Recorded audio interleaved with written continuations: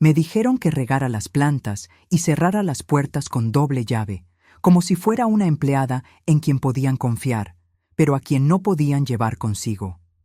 «Estás demasiado vieja para vuelos largos, suegra. Solo cuida la casa». Eso dijo mi nuera antes de salir para el aeropuerto. No vieron mi cara cuando se fueron. No dije una palabra, solo asentí. Pero lo que no imaginaban es que habían olvidado los pasajes encima de la mesa. Y lo que hice a continuación lo cambiaría todo. Esa tarde marcó el día en que finalmente me negué a ser invisible. Pero antes de continuar, si esta historia te toca el corazón, no olvides dejar tu me gusta, suscribirte al canal y contarnos desde dónde nos estás escuchando. Vuestro apoyo significa mucho para nosotros. Ahora, continuemos. Soy Guadalupe, una mujer que dedicó su vida a cuidar de su familia, primero de mi marido y luego de mi hijo. Pero nunca imaginé que a los 72 años redescubriría mi propia voz. Ocurrió un martes cualquiera, de esos que normalmente pasarían sin dejar ninguna huella en la memoria. Estaba en la cocina, preparando el almuerzo para mi hijo, Alejandro. Las papas ya burbujeaban en el agua y el aroma del ajo rehogado llenaba el ambiente. Fue entonces cuando Alejandro entró en la cocina con su nuera Isabel a su lado. Ambos traían esa sonrisa artificial que yo conocía bien. El tipo de sonrisa que precede a las malas noticias disfrazadas de buenas intenciones. «Mamá, ¿necesitamos hablar?». La voz de Alejandro sonó detrás de mí, y cuando me di la vuelta, vi que Isabel, mi nuera, estaba a su lado. Ambos traían esa sonrisa artificial que reconozco bien. El tipo de sonrisa que precede a las malas noticias disfrazadas de buenas intenciones. «Lo logramos, mamá. Ese viaje a Grecia que estábamos planeando, finalmente se hizo realidad. Nos vamos en julio». Mi corazón dio un pequeño salto. Grecia. El lugar que siempre soñé con conocer desde joven, cuando leí sobre la mitología y la historia de ese país fascinante. «¡Qué maravilla, hijo! ¿Cuándo empezamos a organizar las maletas?». El silencio que siguió fue corto, pero revelador. Isabel y Alejandro intercambiaron miradas rápidas. «En realidad, suegra», Isabel tomó la palabra, su voz suavemente paternalista. «Creemos que tal vez no sea una buena idea que venga con nosotros». Mis manos dejaron de remover la salsa. «¿Cómo así?». «Ya sabes, son vuelos largos, escalas agotadoras. El calor de allí es intenso en julio y hay muchas escaleras en las ruinas. Sería muy agotador para alguien de tu edad». Alguien de mi edad. Como si mis 72 años me hicieran incapaz de cruzar un océano o subir unos cuantos escalones.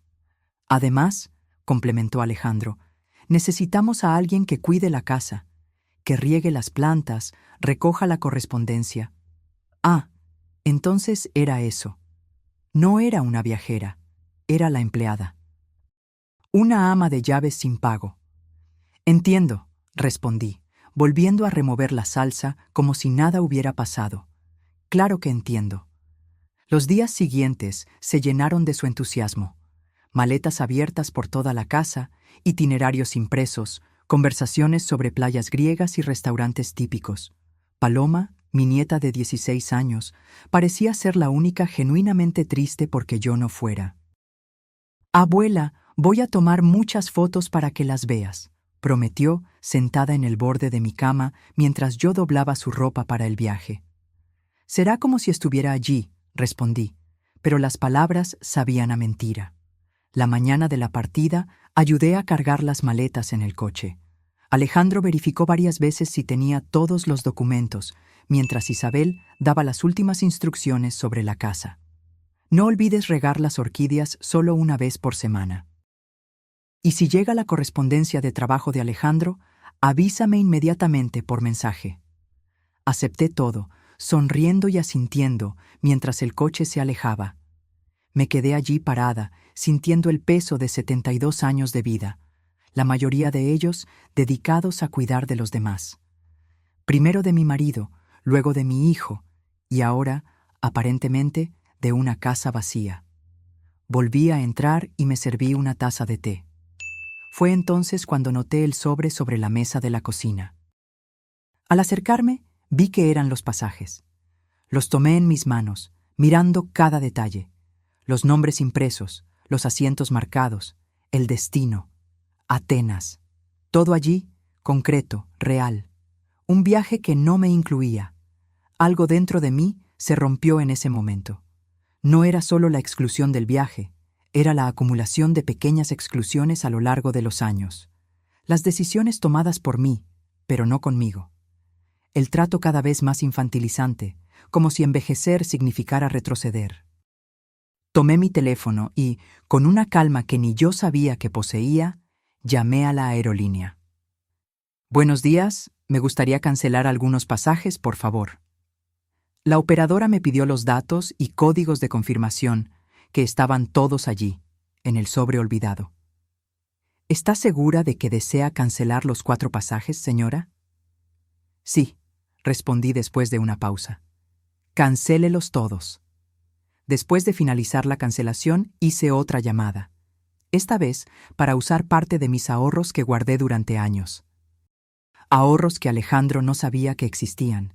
Dinero que ahorré trabajando como costurera mucho después de la jubilación. Pequeños trabajos que hacía cuando todos pensaban que solo estaba pasando el tiempo. Me gustaría comprar un pasaje a Atenas. Sí, solo de ida por ahora. Cuando colgué, miré la casa a mi alrededor. La casa que yo debería guardar durante 3 semanas. Había plantas que regar, correspondencia que recoger y un silencio enorme que soportar. En cambio, fui a mi habitación, abrí el armario y tomé la pequeña maleta que había comprado secretamente meses antes, en una liquidación. Algún día la necesitaré, pensé en ese momento, sin saber cuán acertada estaba. Puse solo lo esencial, algunas mudas de ropa, mis medicamentos, el vestido azul marino que me hacía sentir elegante y el pasaporte que renové recientemente para por si algún día lo necesitaba. Palabras de Alejandro cuando me llevó a la notaría, como quien hace un favor improbable. Antes de salir, escribí una nota simple y la dejé sobre la mesa. Olvidaron los pasajes. Yo no olvidé mis sueños. Cuídense. En el taxi camino al aeropuerto, mientras el sol comenzaba a ponerse en el horizonte, me permití algo que no hacía en años. Sonreí sin motivo aparente, solo por la deliciosa sensación de, finalmente, elegir mi propio camino.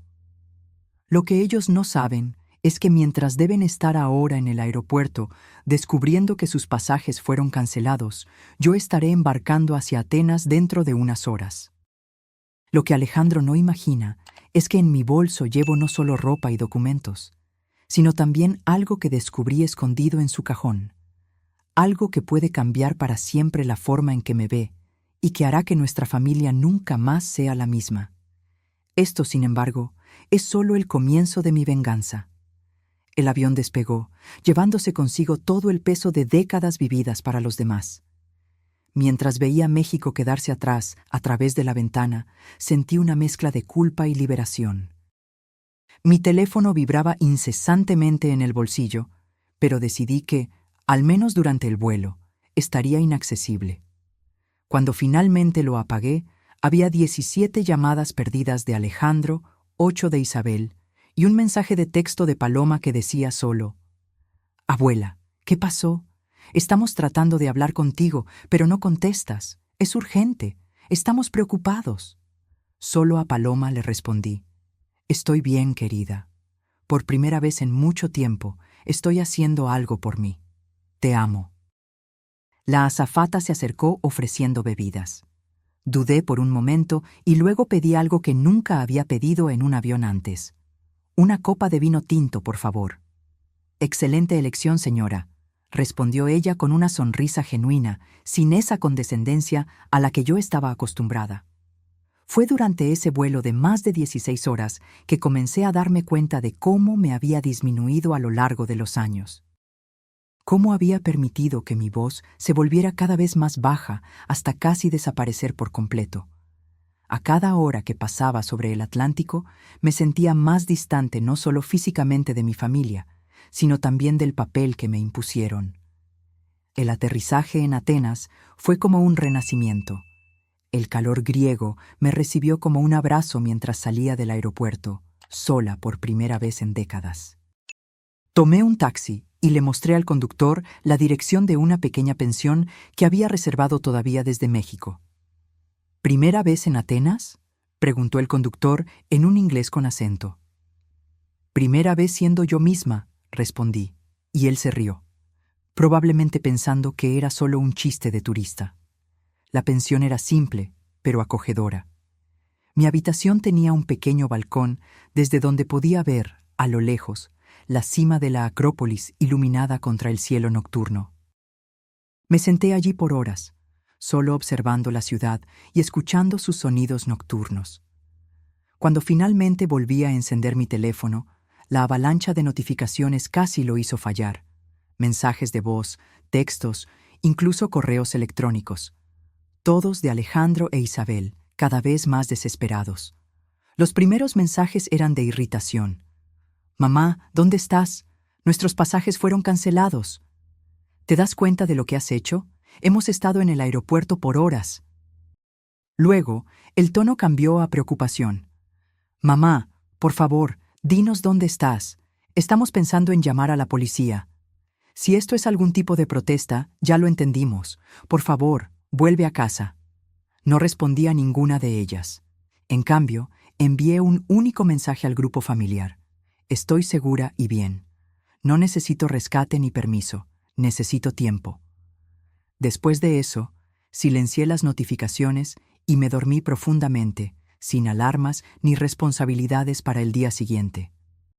A la mañana siguiente, me desperté con el sol griego entrando por la ventana. Por un momento, me sentí desorientada, sin reconocer dónde estaba. Entonces, la realidad me golpeó con una ola de alegría. Estaba en Atenas, sola, libre. Mi primer día fue dedicado a la Acrópolis. Sí, había escaleras, muchas de ellas. Sí, el sol era fuerte y el calor intenso, pero nadie estaba allí para decirme que era demasiado para mí, que debería esperar en la sombra, que tal vez sería mejor no intentarlo. Subí cada escalón a mi propio ritmo, deteniéndome cuando quería para admirar la vista o recuperar el aliento. Cuando finalmente llegué a la cima, frente al majestuoso Partenón, las lágrimas vinieron sin previo aviso. Una señora más o menos de mi edad, que fotografiaba las columnas, notó mi emoción y se acercó.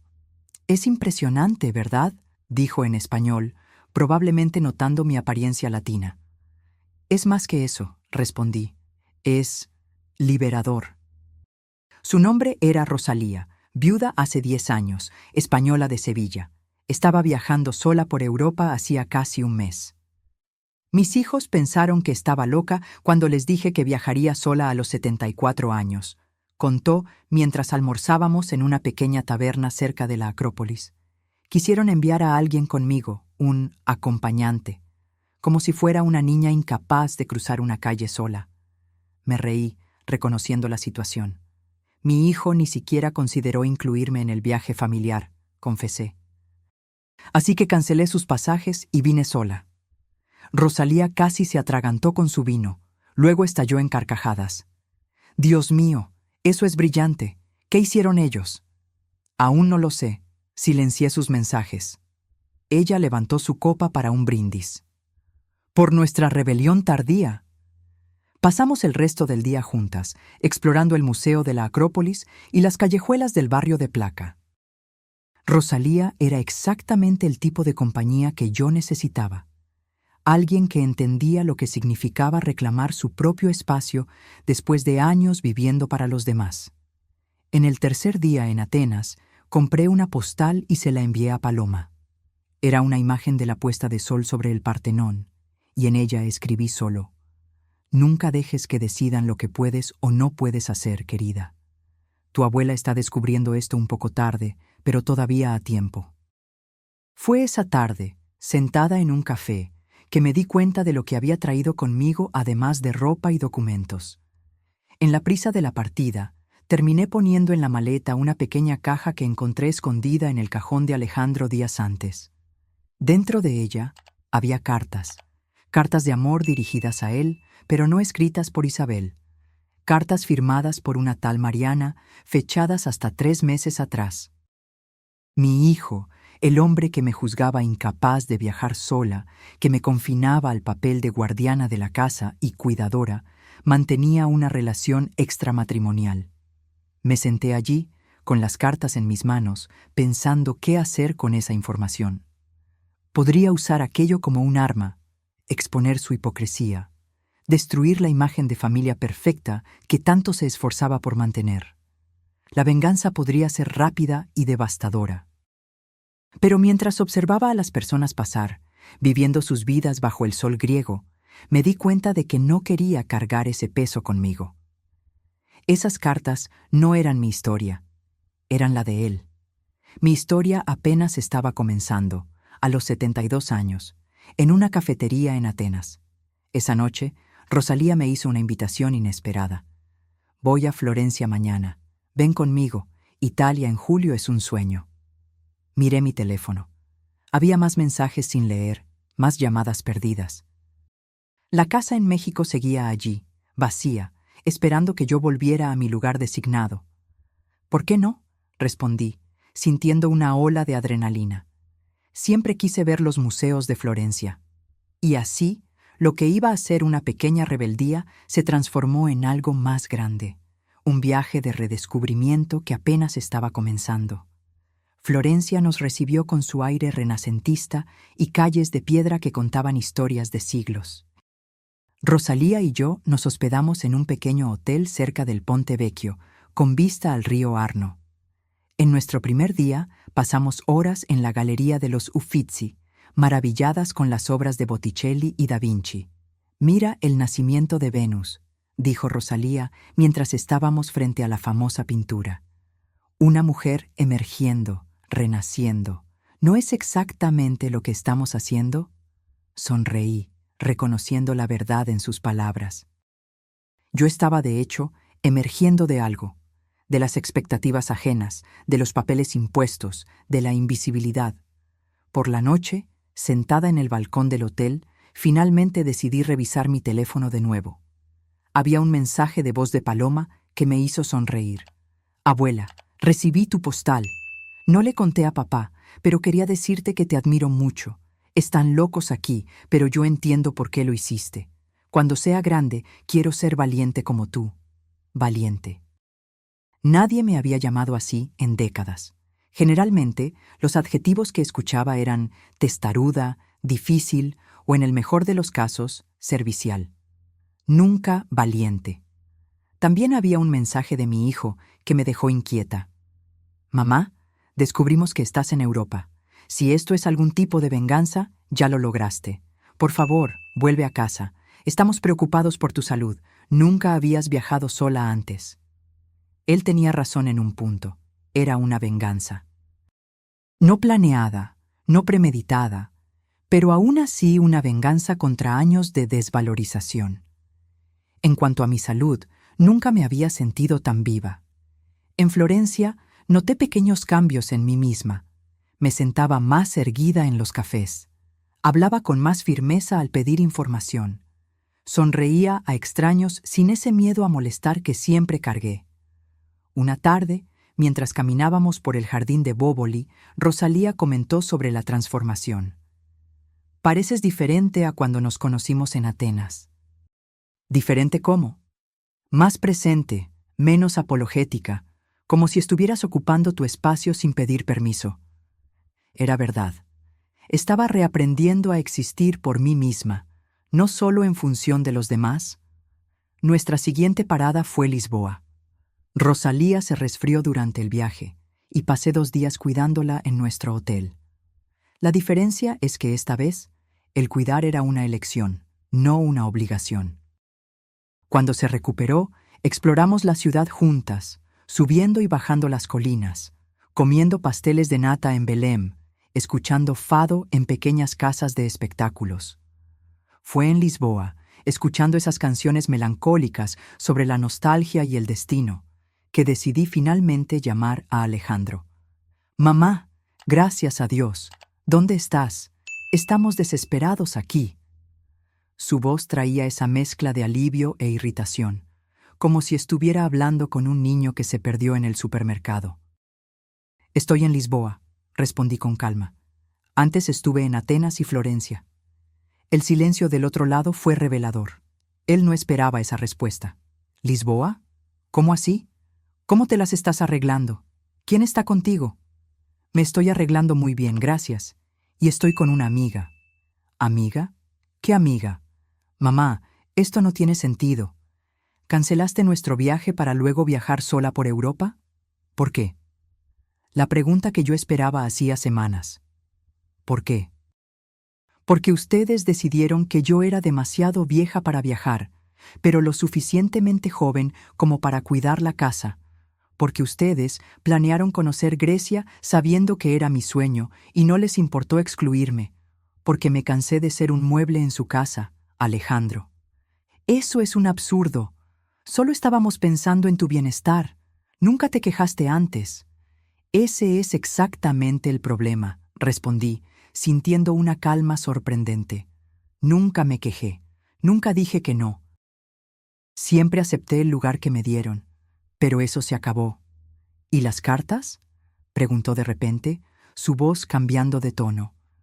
¿Revisaste mis cosas antes de partir? Entonces él había notado la ausencia de las cartas.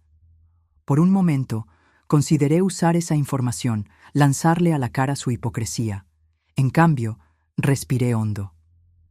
Sí, encontré las cartas y me las traje conmigo. Mamá, no entiendes. Entiendo perfectamente, interrumpí. Pero no te preocupes. Tu vida privada es tuya. No voy a interferir en ella, así como espero que no interfieras más en la mía. Colgué antes de que él pudiera responder. Rosalía me observaba con una sonrisa de aprobación. Deberías ver tu cara ahora, comentó. Está radiante. De Lisboa seguimos hacia Sevilla. El calor andaluz era intenso, pero reconfortante. Las calles estrechas ofrecían sombra, y las noches se llenaban de música y baile.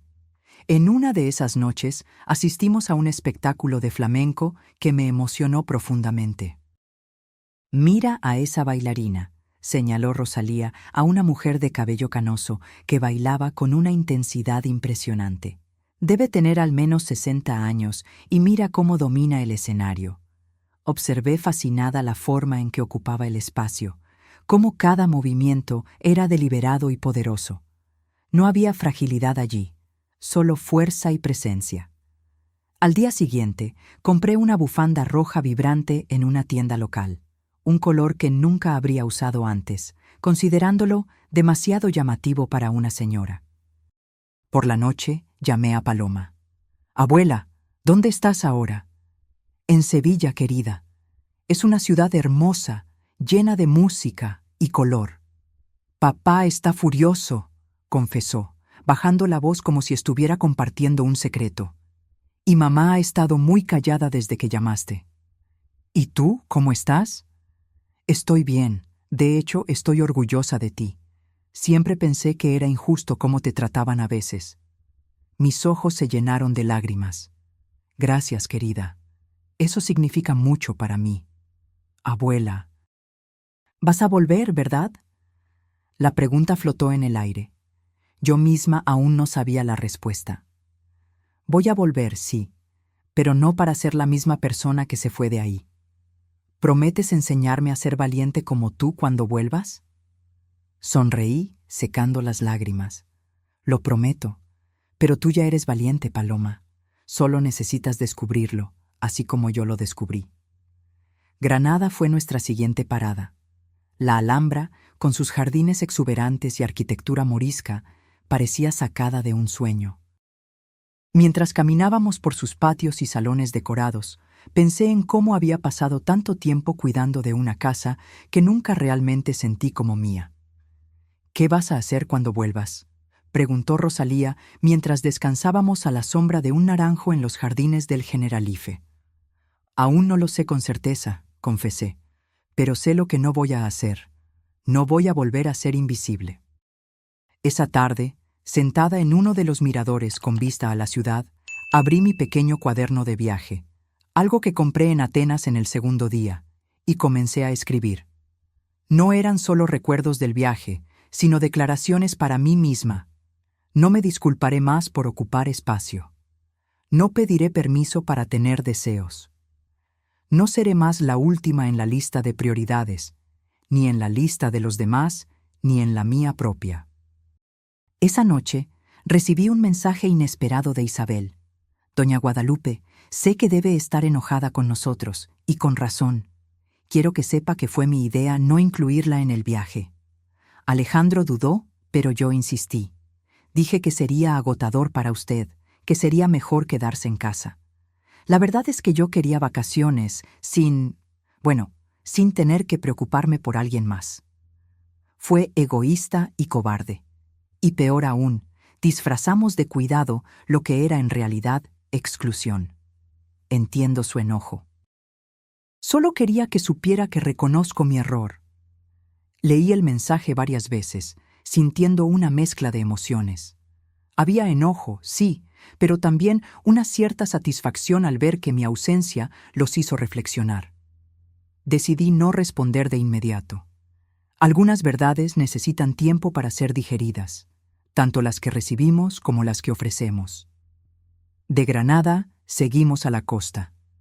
Cádiz nos recibió con sus playas de arena blanca y el azul intenso del Atlántico. Por primera vez en décadas, me puse un traje de baño y entré en el mar. Rosalía me tomó una foto, emergiendo de las olas, con el cabello mojado, una sonrisa abierta. Le envié esa foto a Paloma con el mensaje: nunca es tarde para redescubrirse. Pasamos nuestros últimos días en España, en Barcelona, donde la arquitectura de Gaudí parecía hacer eco de mi propio estado interior, algo que estaba en constante transformación, desafiando expectativas y convenciones. Fue en Barcelona, sentada en un banco del Parque Güell, que finalmente respondí al mensaje de Isabel. Gracias por la honestidad. No fue fácil de escuchar, pero es necesario. Volveré pronto, pero necesito que entienda. Las cosas serán diferentes a partir de ahora. También envié un audio a Alejandro. Hijo, vuelvo la próxima semana. Estos días lejos me han hecho darme cuenta de muchas cosas, incluso de cuánto permití ser borrada poco a poco en mi propia vida. Si quieres que yo siga siendo parte de la tuya, necesitarás verme, realmente verme, como una persona entera, con deseos, sueños y capacidad. No como una niñera conveniente, no como una planta que solo necesita agua ocasional y un lugar al sol. Como tu madre, sí, pero también como Guadalupe, una mujer que, a los 72 años, descubrió que aún tiene mucho por vivir. La despedida de Rosalía fue emocionante. Prometimos mantenernos en contacto y tal vez, en el futuro, hacer otro viaje juntas. Tú transformaste lo que podría haber sido solo una pequeña rebeldía en un viaje de renacimiento, dijo ella mientras nos abrazábamos en el aeropuerto. Nunca olvides a la mujer que descubriste en este viaje. El vuelo de regreso a México se llenó de reflexiones. Mirando por la ventana del avión, pensé en cómo había partido con enojo y estaba volviendo con algo mucho más valioso: claridad. Claridad sobre quién era, lo que merecía y cómo quería vivir el resto de mis días. Paloma fue la primera en recibirme en el aeropuerto. Corrió a mis brazos como lo hacía cuando era pequeña. «Estás diferente, abuela», comentó mientras me ayudaba con la maleta. «Más brillante». «Es el sol europeo», bromeé, pero sabía que ella tenía razón. Alejandro e Isabel esperaban más atrás, visiblemente nerviosos. El abrazo fue contenido, las palabras cuidadosamente elegidas. «Bienvenida de vuelta, mamá», dijo Alejandro, su voz traicionando una mezcla de alivio y aprensión. «Hicimos té», ofreció Isabel, como si eso pudiera llenar el abismo de palabras no dichas entre nosotros. En casa, todo parecía simultáneamente familiar y extraño. Mi habitación, mis pertenencias, todo estaba exactamente como lo dejé, pero yo ya no era la misma persona que había partido. Los días que siguieron fueron un ejercicio de reconstrucción. Me negué a retomar automáticamente mis antiguos roles. Ya no preparaba la cena todos los días, no estaba siempre disponible para cuidar la casa. Comencé a asistir a un curso de cerámica las tardes de los martes y jueves, algo que siempre quise hacer. Invité a algunas señoras del barrio a tomar café en una panadería cercana los miércoles. Pequeños cambios, pero significativos. Alejandro intentó varias veces abordar el tema de las cartas, pero siempre me desviaba. Lo que haces o dejas de hacer en tu vida privada es tu problema, hijo. Así como lo que yo hago en la mía ahora es mi problema. Una noche, casi un mes después de mi regreso, acepté una invitación para cenar en su casa. Ya no la nuestra casa, como Alejandro aún insistía en llamar, sino la casa de ellos, donde yo era ahora una invitada con el privilegio de tener una habitación permanente. Después de la cena, cuando estábamos todos en la sala, le entregué a Alejandro un sobre. ¿Qué es esto, mamá? Los pasajes cancelados, los guardé como recuerdo. Él abrió el sobre, su rostro palideciendo al ver los billetes. ¿Por qué me das esto ahora? Porque quiero que recuerdes, no como un castigo, sino como un hito, el día en que todos nosotros comenzamos a cambiar. Isabel miraba fijamente a sus propias manos, mientras Paloma observaba la escena con una sonrisa discreta. Más tarde, en mi habitación, abrí de nuevo mi cuaderno de viaje y añadí una última entrada. Nunca fui demasiado vieja para soñar. Simplemente, nunca me preguntaron si aún soñaba. Ahora, no espero que pregunten. Simplemente voy. Las cartas de Mariana siguen guardadas en una caja en el fondo de mi maleta. A veces pienso en devolverlas, otras veces en destruirlas. Pero luego recuerdo que no necesito hacer nada con ellas. No son mi historia. Mi historia es la de una mujer que, a los 72 años, descubrió que la traición más dolorosa no es la que ocurre entre amantes, sino la que ocurre cuando aquellos que dicen amarte te vuelven invisible. Y que la venganza más dulce no es exponer los secretos ajenos, sino redescubrir los propios. A veces me encuentro mirando la bufanda roja que compré en Sevilla, ahora colgada orgullosamente en mi armario, ya no escondida entre ropas neutras y discretas. Es un recordatorio diario de que nunca es tarde para negarse a desaparecer. La relación con Alejandro e Isabel continúa en reconstrucción. Hay días difíciles, cuando los viejos hábitos intentan reinstalarse. Un comentario sugiriendo que no debo salir sola por la noche, un pedido para cuidar la casa mientras viajan por trabajo. Pero ahora, mis no vienen fácilmente, sin culpa o explicaciones extensas. Paloma y yo desarrollamos un ritual de los domingos por la tarde. Ella viene a mi habitación y me cuenta sobre su semana, sus sueños, sus pequeñas rebeliones en la escuela. En una de esas tardes me sorprendió. Abuela, hice una lista como la tuya, cosas por las que ya no me disculparé. Mi corazón se llenó de orgullo al verla desplegar un pedazo de papel con su letra adolescente. No me disculparé por gustarme más las matemáticas que la literatura. No me disculparé por preferir pantalones a vestidos. No me disculparé por soñar con viajar sola como mi abuela. La abracé con fuerza, dándome cuenta de que mi pequeña venganza había generado algo mucho más grande que la satisfacción personal. Había creado un ejemplo para mi nieta, una posibilidad que tal vez ella no habría visto sin mi rebeldía tardía. 6 meses después de mi regreso, recibí una llamada de Rosalía. Guadalupe, estoy planeando un viaje a Portugal en marzo. Ya visitamos, pero hay tanto que no vimos. ¿Qué te parece? No dudé. Cuenta conmigo. Tengo ahorros guardados exactamente para eso. Cuando le conté a Alejandro sobre mis planes, vi en sus ojos el fantasma de la vieja desaprobación, rápidamente reemplazado por una aceptación renuente. Él sabía que ya no tenía poder para impedirme.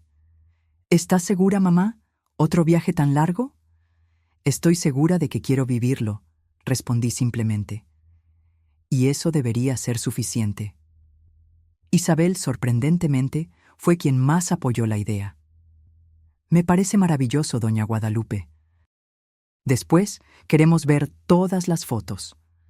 Desconfío que la culpa aún la motiva, pero prefiero creer que tal vez, solo tal vez, ella también esté aprendiendo a verme de forma diferente. Las cartas de Mariana dejaron de llegar. O al menos, Alejandro encontró un escondite mejor. Eso ya no importa. Lo que importa es que la semana pasada, mientras arreglaba mi armario, encontré algo que había olvidado por completo. Una caja vieja con postales. Eran todas de Grecia, enviadas por una amiga de juventud que logró viajar mientras yo me quedaba atrás, cuidando de la familia. En cada una de ellas ella escribía: «Un día, tú también estarás aquí». Me senté en el borde de la cama, sosteniendo esos fragmentos del pasado, dándome cuenta de que había cumplido una promesa que me hice a mí misma décadas atrás. Una promesa que casi olvidé, sofocada por años de abnegación.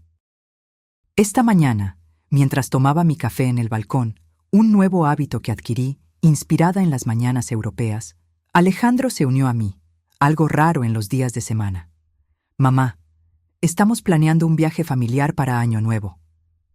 Me preparé para la exclusión habitual, la frase amable explicando por qué sería mejor que me quedara. «Nos gustaría mucho que vinieras con nosotros, a Chile, a conocer los lagos. Si quieres, claro». La invitación vino sin condescendencia, sin ese tono que sugiere que están haciendo un favor. Era una invitación genuina, de igual a igual. «Lo pensaré», respondí, escondiendo una sonrisa detrás de la taza de café. «Necesito verificar mi agenda primero». Su rostro registró sorpresa, luego comprensión, y finalmente una sonrisa renuente. Él entendió el mensaje. Ya no era garantizado que yo estaría siempre disponible, siempre esperando para ser incluida como una consideración tardía. «Probablemente iré al viaje familiar. No porque necesite su aprobación o porque tema quedarme sola, sino porque elijo estar allí, en mis propios términos». Ayer, paseando por el barrio, me encontré con una señora que no veía hacía meses. «Guadalupe, estás diferente. ¿Te hiciste algún tratamiento?». Me reí, pensando en cómo explicar que mi tratamiento fue cancelar pasajes ajenos, cruzar un océano sola y redescubrir quién era yo más allá de los papeles que me asignaron. «Simplemente decidí dejar de desaparecer», respondí. Ella no entendió, por supuesto. ¿Cómo podría? Algunos viajes solo tienen sentido para quienes los vivieron, pero tal vez, solo tal vez, mi ejemplo inspire a otras mujeres a darse cuenta de que nunca es tarde para negarse a ser invisible. A veces por la noche releo las anotaciones de mi cuaderno de viaje. Son un recordatorio de que la mayor traición que sufrí no fue la de las cartas escondidas en el cajón de mi hijo, sino la que yo cometí contra mí misma al aceptar por tanto tiempo ser menos de lo que soy. La venganza más dulce no fue embarcar en ese avión o dejarlos desesperados en el aeropuerto. Fue redescubrir, a los 72 años, que aún había una Guadalupe esperando para emerger. Una mujer que no necesita permiso para soñar, para viajar, para existir plenamente. Esta noche, mientras arreglo lentamente mi maleta para la próxima aventura con Rosalía, me doy cuenta de que finalmente entendí. La verdadera venganza contra quienes te hacen sentir pequeño no es disminuirlos a cambio. Es crecer tanto que el espacio en el que intentaron confinarte se vuelve demasiado pequeño para contener a quien realmente eres. Y en ese crecimiento, en esa expansión más allá de las fronteras impuestas, encontré no solo libertad, sino también perdón. No solo para ellos, sino principalmente para mí misma, por todos los años en que permití que mi luz fuera atenuada. Ahora, mi luz brilla más fuerte que nunca. Y eso, más que cualquier destino que pueda visitar, más que cualquier confrontación que pueda vencer, es la mayor victoria de todas. Esta historia es sobre cómo una mujer, después de décadas apagándose para caber en la vida de los demás, decidió encender su propia luz. ¿Y tú? ¿Qué harías si estuvieras en su lugar? ¿Habrías cancelado los pasajes? ¿Habrías viajado sola? ¿O habrías cuidado la casa, como te pidieron? Deja tu opinión en los comentarios y no olvides dar me gusta y suscribirte al canal para más historias como esta. Comparte con alguien que necesite un recordatorio de que nunca es tarde para redescubrirse.